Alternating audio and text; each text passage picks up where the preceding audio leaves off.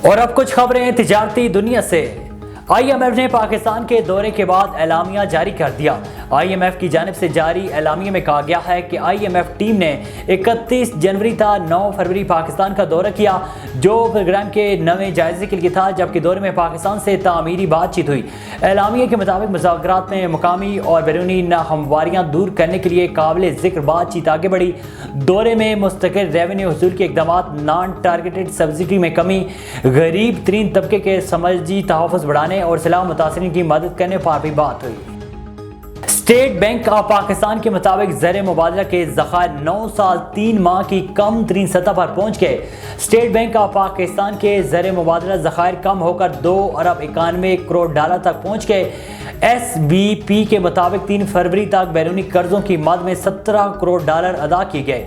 State bank के मुताबिक मुल्क के मजमूई ज़खायर 8 अरब 50 करोड़ डॉलर हैं। दीगर बैंकों के ज़र मुबादला के ज़खायर 5 अरब 62 करोड़ डॉलर हैं। नेपरा ने के इलेक्ट्रिक के दिसंबर के माहाना फ्यूल चार्जेस एडजस्टमेंट की मद में 10 रुपये 80 पैसे फी यूनिट कमी की मंजूरी का नोटिफिकेशन जारी कर दिया। नोटिफिकेशन के मुताबिक के इलेक्ट्रिक ने टैरिफ में 10 रुपये 26 पैसे फी यूनिट कमी की दरख्वास्त की थी। अथॉरिटी ने 31 जनवरी 2023 को FCA पर अवामी समाअत की थी। इससे कबल नवंबर का FCA सार्फिन से 7 रुपये 43 पैसे फी यूनिट कमी के साथ चार्ज किया गया था, जो कि सिर्फ 1 माह के लिए था। नेपरा के मुताबिक दिसंबर का FCA नवंबर की निस्बत 3 रुपये 37 पैसे फी यूनिट मजीद कम चार्ज किया जाएगा।